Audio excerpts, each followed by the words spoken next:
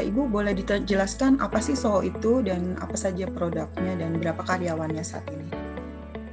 PT SOHO Global Health Tbk baru saja IPO dan menjadi perusahaan publik terdaftar di Bursa Efek Indonesia pada tanggal 8 September 2020. Grup SOHO Global Health adalah perusahaan terkemuka di bidang farmasi dan produk kesehatan konsumen di Indonesia dengan sejarah lebih dari 70 tahun. Kita memegang posisi pasar yang kuat dalam berbagai segmen di dalam industri perawatan kesehatan Indonesia.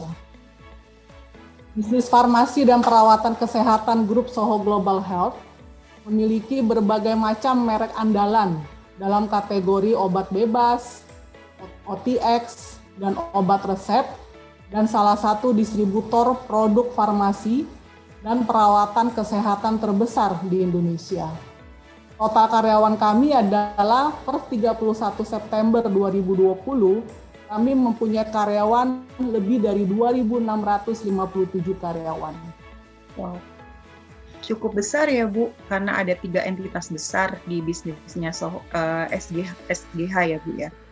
Nah, dengan karyawan yang luar biasa besar, itu apa yang dilakukan SOHO untuk menjaga karyawan tetap aman, nyaman, bekerja, apa yang dilakukan terutama untuk kesehatan mereka? Ya, ini terkait dengan penerapan protokol COVID ya di perusahaan untuk mencegah penularan di lingkungan kantor. Jadi kami di grup SOHO Global Health itu terdiri dari PT SOHO Global Health Tbk, PT SOHO Industri Farmasi, PT Pari Padang Global, dan PT Universal Health Network. Dan perusahaan kami merupakan pelaku usaha industri dan distribusi farmasi yang masuk dalam jenis kategori pelaku usaha yang bergerak pada sektor kesehatan. Sesuai dengan ketentuan yang diatur di dalam Peraturan Menteri Kesehatan Nomor 9 Tahun 2020 dan juga peraturan daerah antara lain Peraturan Gubernur DKI Jakarta Nomor 47 Tahun 2020 serta juga peraturan daerah di berbagai wilayah di seluruh Indonesia, sektor kesehatan termasuk dalam pengecualian pembatasan aktivitas bekerja di tempat kerja atau kantor. Oleh karena itu, selama masa PSBB, pembatasan sosial berskala besar, grup SOHO Global Health tetap diizinkan beroperasi dengan tetap mengikuti ketentuan protokol yang harus dipatuhi selama masa PSBB dan juga PSBB transisi. Pada awal bulan Maret 2020, ketika WHO menetapkan COVID-19 sebagai pandemi global dan pemerintah Indonesia mulai menerapkan pembatasan sosial berskala besar, kami di lingkungan perusahaan mulai merencanakan BCP, yaitu Business Continuity Plan, dengan mengutamakan prioritas aspek keselamatan karyawan. Kami melakukan langkah-langkah sebagai berikut. Pertama, kami di HR mengkoordinasikan kepada masing-masing business unit dan supporting function untuk melakukan assessment jenis pekerjaan yang dapat dilakukan dengan mekanisme work from home, WFH, atau yang harus dilakukan dari kantor, work from office ya, WFO istilahnya. Kami melakukan mapping kapasitas kantor untuk penerapan mekanisme WFH dan WFO. Kami juga membuat jadwal shift WFH dan juga WFO. Selain itu, yang sangat penting, kami mengidentifikasi karyawan yang memiliki risiko penyakit penyerta sesuai dengan Peraturan Gubernur DKI Jakarta Nomor 33 Tahun 2020, antara lain karyawan dengan riwayat hipertensi, penyakit jantung, diabetes, penyakit paru, kanker, ibu hamil, dan orang dengan usia 60 tahun atau lebih. Dan ketika kami mengidentifikasi karyawan yang masuk dalam kategori tersebut, maka mereka mengikuti mekanisme WFH, work from home. Namun jika memang jenis pekerjaannya tidak memungkinkan untuk mengikuti mekanisme work from home, maka karyawan dirumahkan, namun kami tetap memberikan mereka hak-hak penuh, gaji, tunjangan transport, tunjangan makan, dan benefit lainnya yang menjadi hak mereka. Jadi tidak ada pemotongan atau pengurangan hak sama sekali kepada mereka. Dan kami di lingkungan perusahaan juga melakukan sosialisasi intensif mengenai protokol pencegahan COVID-19 di lingkungan perusahaan kami, yaitu dengan mengirimkan pemberitahuan tertulis via email, blast kepada seluruh karyawan mengenai pertama, jadi kami ada beberapa panduan. Pertama, panduannya yaitu panduan perjalanan dinas dan perjalanan pribadi terkait dalam situasi pandemi ini.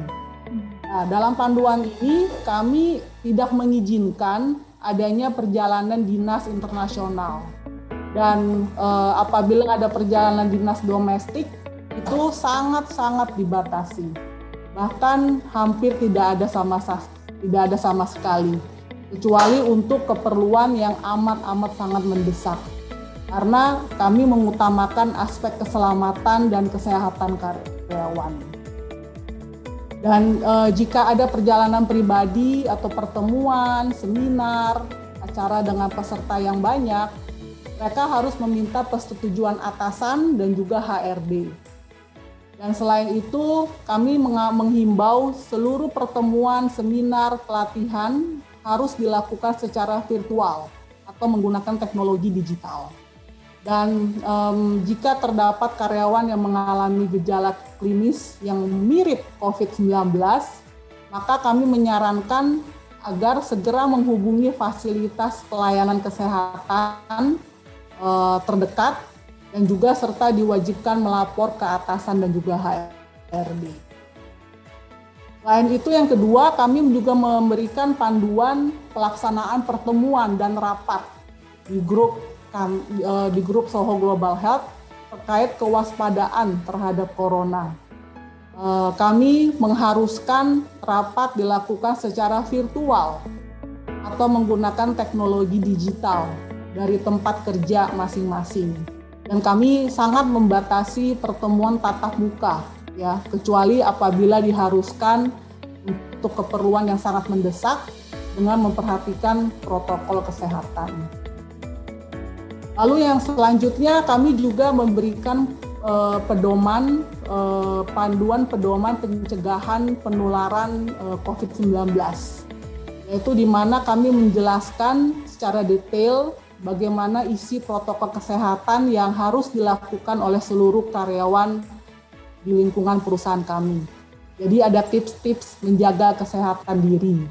Dan juga kami menganjurkan mereka apabila mengalami gejala klinis yang mirip COVID-19, maka mereka diharapkan segera menghubungi fasilitas pelayanan kesehatan terdekat serta juga melapor kepada atasan dan HRD. Dan selanjutnya kami juga mengirimkan panduan mengenai penggunaan masker agar bisa menggunakan masker secara tepat, ya, di setiap karyawan. Dan selain itu kami juga ada panduan yaitu mekanisme pelaporan karyawan dalam rangka kewaspadaan terhadap penularan COVID-19, yaitu bagaimana. Jadi jika karyawan merasa tidak sehat ataupun jika karyawan sehat namun ada riwayat perjalanan 14 hari terakhir ke negara terjangkit COVID-19 atau mungkin pernah ada kontak dengan penderita COVID-19, maka mereka disarankan segera menghubungi fasilitas pelayanan kesehatan terdekat serta juga diwajibkan melapor ke atasan dan HRD.